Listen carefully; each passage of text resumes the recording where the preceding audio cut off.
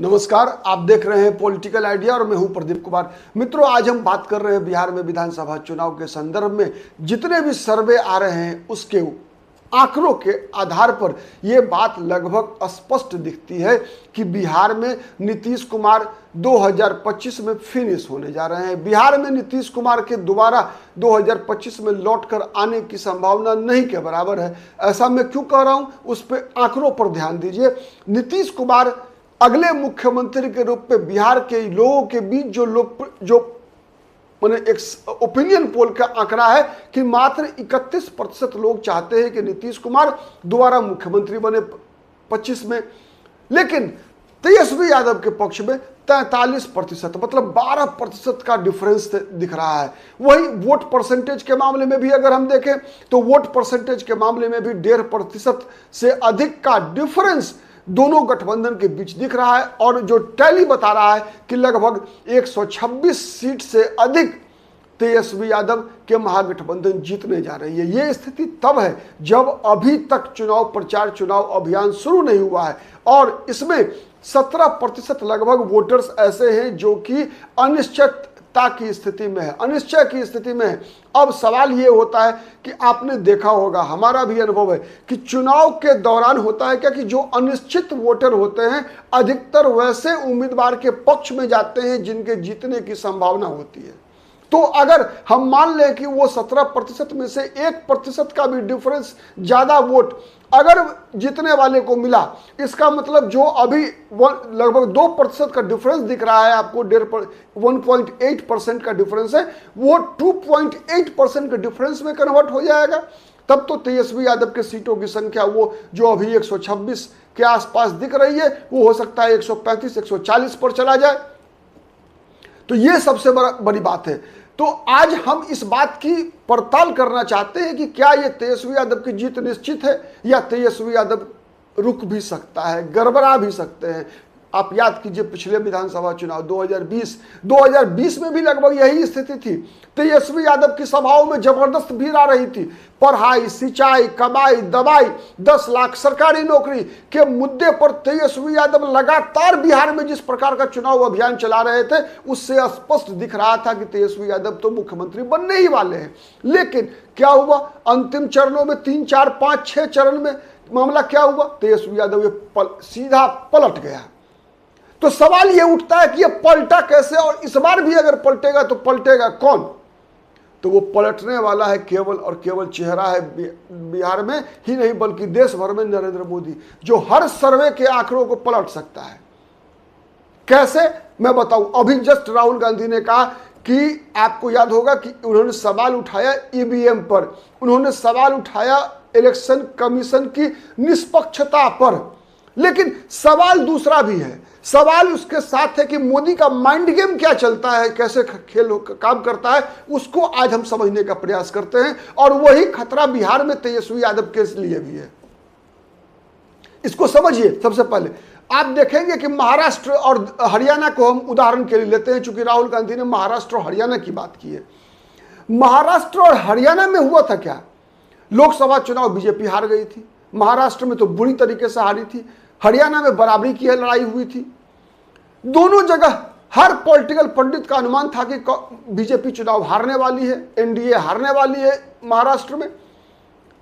लेकिन ऐसा क्या क्या हुआ जिस कारण से परिणाम पलटा। सबसे पहला देखिए, सबसे पहला इसी प्रकार का नैरेटिव बना कि अब तो बीजेपी गई महाराष्ट्र से।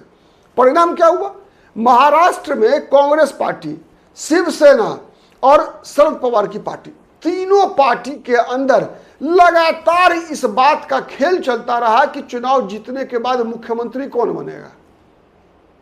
उद्धव ठाकरे हमारा मुख्यमंत्री होगा, आदित्य ठाकरे को मुख्यमंत्री बनाएंगे। इस बार उद्धव साहब तो हो गए, अब बन लिए मुख्यमंत्री, अब अगला मुख्यमंत्री उद्धव ठाकरे के बेटा आदित्य ठाकरे बनेंगे। कांग्रेस पार्टी कह रही थी कि नहीं, सबसे बड़ी पार्टी लोकसभा चुनाव में हम थे, विधानसभा में हम ही सीट लड़ेंगे, इतना सबसे ज्यादा सीट, और चुनाव जीतने के बाद मुख्यमंत्री इस बार तो कांग्रेस का बनेगा, नाना पटोले मुख्यमंत्री बनेंगे। राष्ट्रवादी भी यही कह रही थी। परिणाम क्या हुआ भैया, ऐसी आग लगाई बीजेपी ने कि हर पार्टी एक दूसरे को हराने के लिए लग गया।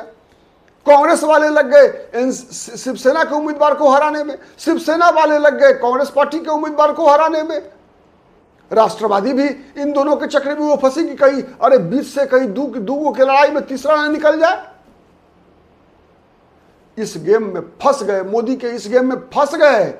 वही बीजेपी क्या थी, बीजेपी अंदर से पूरी तैयारी कर रही थी कि इस बार किस सोशल इंजीनियरिंग से चुनाव को लड़ना है।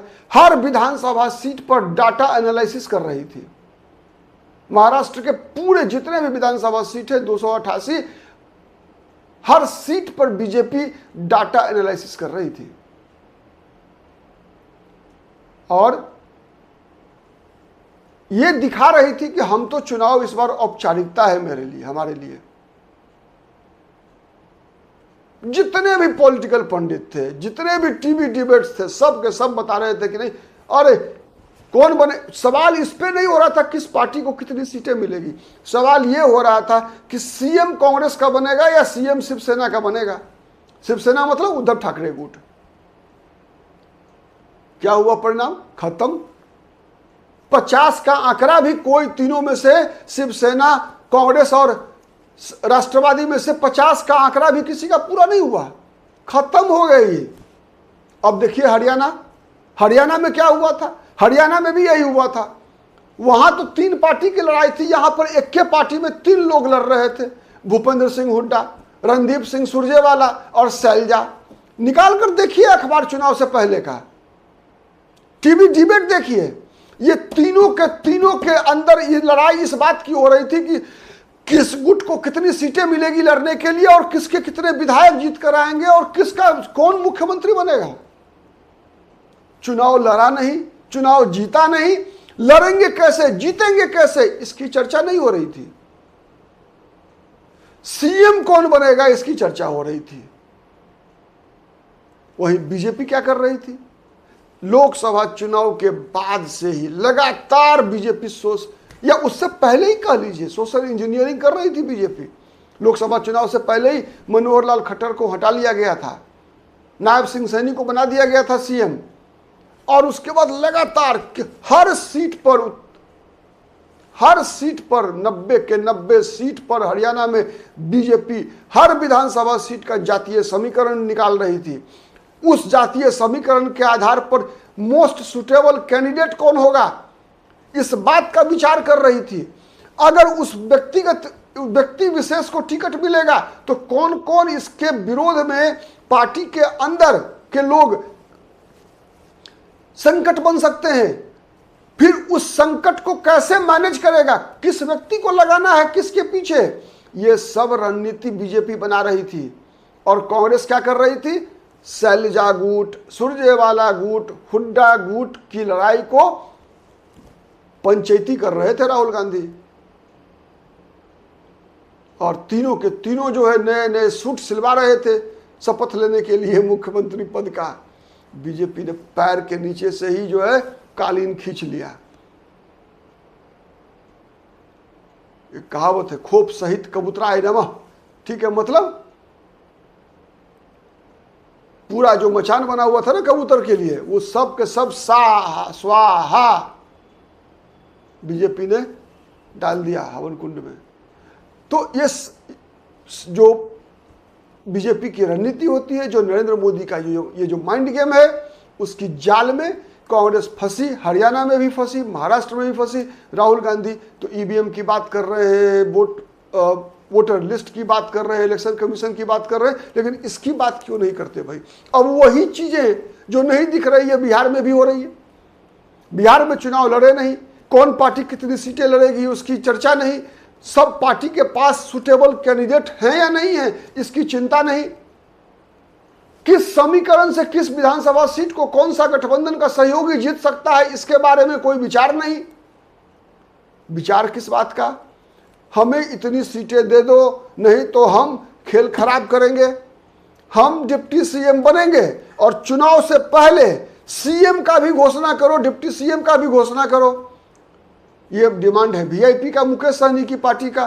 कांग्रेस कह रही है कि मुकेश सहनी को टुटपुजिया पार्टी है, एगो डिप्टी सीएम तो हमको दूगो चाहिए। शकील अहमद खान एगो मुसलमान को बनाएंगे डिप्टी सीएम, एगो दलित को बनाएंगे, राजेश राम को भी। वही पप्पू यादव कहते हैं कोना से खड़े होकर कि अब डिप्टी सीएम नहीं बनेगा दलित, तेजस्वी यादव नहीं बनेगा सीएम, दलित को बनाओ सीएम, राजेश राम का नाम भी लेते हैं वो। तो इस प्रकार का खेल चल रहा है और ये खेल कहीं ना कहीं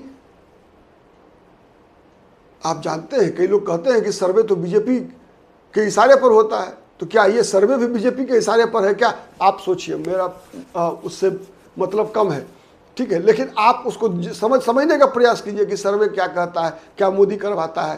ख्याल जो भी है, परिणाम क्या है, परिणाम पर हमारा ध्यान है। परिणाम यही हो रहा है ना आज कि सब तैयारी करके बैठा है राजभवन जाने के लिए, शपथ ग्रहण के लिए। महाराष्ट्र और हरियाणा से सबक सीखे बगैर, यह महत्वपूर्ण है। इससे यही है मोदी का घर में घुसकर सर्जिकल स्ट्राइक करना, विपक्षियों में भी हमला।